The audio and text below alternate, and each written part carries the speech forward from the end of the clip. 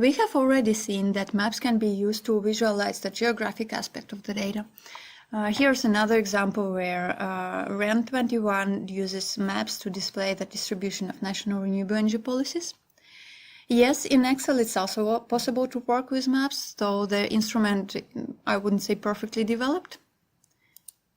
Here I have a big data set. Let's don't think about it now. But on the Insert tab we have this 3D map.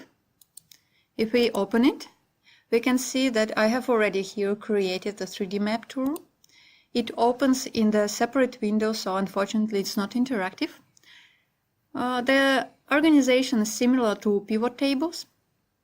And the nice feature of these maps is that it can play the data if it is time series.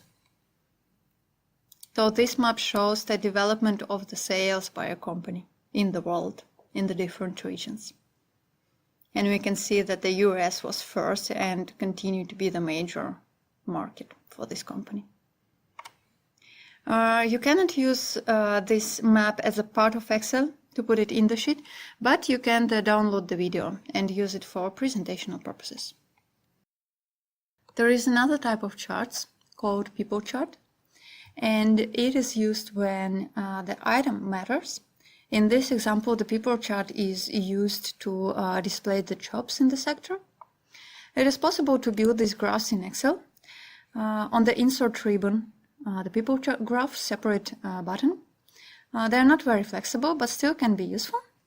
So here, for example, I use similar idea to display the traffic overview on the website or the volumes of e-commerce fashion sales in different regions.